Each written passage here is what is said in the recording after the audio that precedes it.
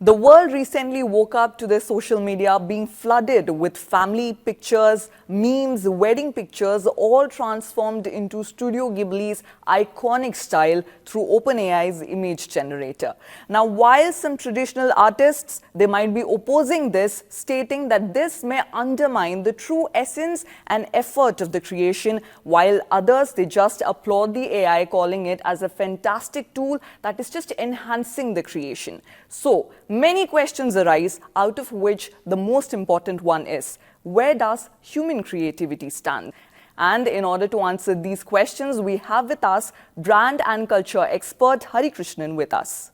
Hari, welcome to Republic Podcast and thank you so much for coming. Thank you so much. Thanks. So Hari, starting with the very first question, you know the controversy which is revolving around the Ghibli studio signature pictures which are being created by OpenAI. So do you think that it is a matter which is to be given importance and need to be talked about? See, it is very necessary. It's indeed very necessary because it's a big debate. If you look at all the timelines of everybody's social media, there is this raging viral all the pictures that are coming out of people Ghiblifying their personal pictures, and the fact that it's worldwide and everyone's doing it, and there are both sides, to the story. There is one side which is obviously feeling very offended because it's deeply artistic, the Ghibli art form, and then there is the other side which is perhaps ignorant and just using the whole thing, the application. And somewhere in between lies the whole aspect of what is right and what is wrong. So there are people looking for a resolution on this matter at a very social level. So to answer your question, yes, I think it is important to address it. Because this is not just about Ghibli, it is about anything creative in the future, and it's about technology, how it plays around with the creativity. So today we are addressing it for Studio Ghibli. Tomorrow we may be addressing it for somebody else, because both aspects of technology and creative need to have their perspectives very clear. Okay, so actually, do you think that this is paying homage to Ghibli, or do you think that this simply just erodes its essence? Personally, I think it's the ultimate homage to Studio Ghibli. And I'll tell you why. Because it's a very, very well-respected studio. They've got some great films coming out. And if you simply look at all their films in the past, and all the content that they generate, there is a certain uniqueness and a certain organic way in which the whole content is treated. The fundamental difference is that Ghibli is all two-dimensional. And if you look at the world of animation, if you look at Studio Pixar, or Disney, that's all three-dimensional. And why people are so much in love with Ghibli productions is because it touches their heart. There is a saying that Ghibli films make people feel it, and that's the reason why people are getting emotional right now. And therefore, I feel that when people are pouring out their love by treating their personal pictures and using the app and actually turning their pictures into a Ghibli-style picture, it is a homage, in my opinion, to the entire studio, to Miyazaki-san. He's the leader, and to me, it is not offensive at all. However, there are people who are unaware about the fact that he personally hates the use of technology and the use of AI in art. I don't think many people are aware of it, and by using the app, they are not intentionally disrespecting him. But in my view, by simply the overwhelming response to the whole thing and people wanting to see their personal pictures and their own lives and their own reality through a Ghibli lens, it's more than a homage. That's my view. You just talked about Miyazaki. So actually he himself has said that he is utterly disgusted of the AI-driven art. So how do you perceive this concept of his? Perhaps we should go back a little bit in time and understand why he's saying that. If you actually scan back the news about Studio Ghibli over the last 10 to 11 years, you will see that they have starkly created a very sharp differentiation between themselves and the American studios, which are both Disney and Pixar.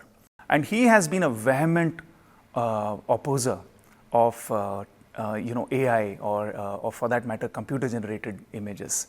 All Ghibli work is done, is handcrafted, is handmade. In the olden days, they used to call this cellular animation. Every frame is drawn by the hand. It's complete dexterity. And therefore, there is a certain purity of purpose and the purity of craft as a studio that all of them are preserving. It's a philosophy which is polar opposite to the Disney or the Pixar philosophy, right? And that is perhaps the reason why, despite very little content over the last 10 years, if you compare their number of their productions to a Pixar or a Disney, you will see loads of content coming from anything that is computer generated, because naturally that's a more efficient and a more multiplicative process. Whereas it takes these guys time to create each piece of craft. So therefore, his position on AI or on CGI is absolutely valid, because he's coming from that art form, right? And if he's disgusted about it, then I think he's absolutely entitled to his point of view and his opinion, because that is driving the creative philosophy of his studio. We also should see whether the level of the offense that he's taken and what is happening now, what is the background to that? Is that, did they have permissions to actually convert pictures in their image generator into Ghibli style images? If they didn't, if OpenAI did not have that permission, or they ran into a lot of copyright offense, then he should take it up with them, and there should be a legal recourse. But to answer your question, I think he's absolutely valid in having a point of view and an opinion like that. Strangely, it only got known after the whole thing got viral, right? So naturally, the people who are using this without any information or knowledge about his opinion on the matter have done it without any malintent, right? So that's how the whole thing has panned out. Okay, so do you think that there should be regulations or guidelines to ensure that AI generated art, it respects the legacy of traditional artists? If the database is populated and if they use their language models to kind of populate that with the data that actually comes out from people who are creating it. It's not that AI has created something. They've simply used whatever data has been gathered from stuff that has been done by Ghibli. And then if that is done ethically and with all the copyrights in place, there should be a legality around it. If there is something that the creator or the originator doesn't want to be taken onto the image generator or onto the database, then that view should be respected, right? Because we see that in cultures, when we say that certain things are, I'll give you a small example. If you go to certain temples, they don't allow you to photograph the sanctum sanctorum, right? And that is made very clear to people. And beyond that, if somebody uses a secret camera and clicks it, then it is clearly a malintent on part of the person who's clicked that picture. I think because the space is evolving so rapidly, the room to discuss these intricate details is not there. And OpenAI is also very enthusiastic about proving that their image generator is much better than Midjourney. So they are also playing this game in a way that perhaps should not be played. And in the process, by getting everyone excited, they are simply kind of stomping all over privacy and all over the intellectual sanctity of a lot of people. So that's the way it is, and I think there should be very clear norms and legalities in place to protect the interest and protect the sensitivity of the creator who's actually creating the stuff. Some fear that OpenAI might end up losing people's jobs in animation. So do you think that AI is seen as a threat, or do you see that as an opportunity? There is something called the paradox of efficiency, which means that the more and more you make a system more efficient, then then it should actually reduce the inputs that go into it. So typically, when you use machines to draw certain things, then naturally the number of artists will need to go down.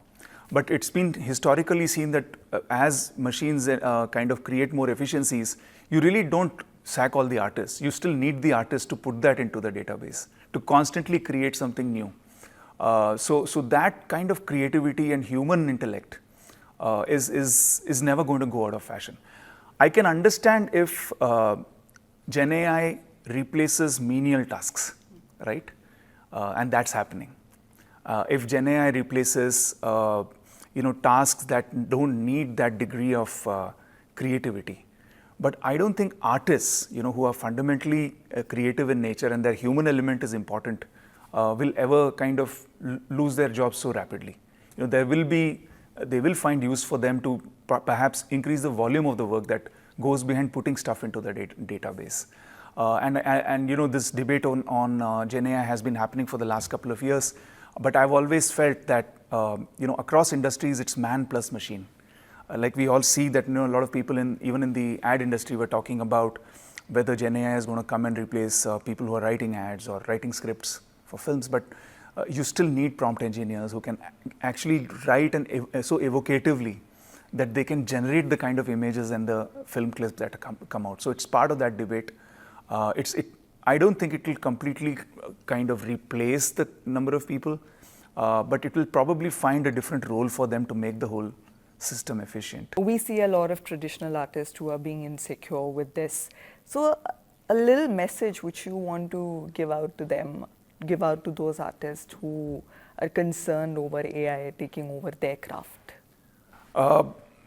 So look, I think ultimately the reason why Studio Ghibli's art form has been viraled so much vis-a-vis, say, a Pixar. If you go to OpenAI, ChatGPT 4's image generator, you can tell the prompter to say, give me a Pixar type of an image. Or you can tell you can prompt for, say, a Disney kind of an image. Or you can prompt for, say, any art form. You can even ask for a Mughal miniature kind of an image. Why is the reason that Ghibli style images are asked for? There is a reason for that. The reason is because the visceral emotions that have been created because of the hand-drawn craft has made the demand for this very, very popular. So any person who's in that zone, who is creating out of his own intellect and out of his own ability and talent, something that connects with the people's hearts, will always be in business, right? Otherwise, you can go to a ChatGPT and prompt for, say, a Asterix kind of an image or a Tintin kind of image. That's not happening. And if this is happening, then there is fundamentally a need for such art to happen in the first place. So yes, it will be a bit uncomfortable and a bit messy in the beginning because this has just come in and taken the world by storm. But if they've been persevering on this path and they've been creating stuff that emotes and that touches their hearts, they don't need to worry. But we also must understand that artists are very sensitive people. They are by nature insecure, and that is the kind of sensitivity that adds to the creativity. So someone's got to manage this conversation, right? Rather than let it go out of proportion.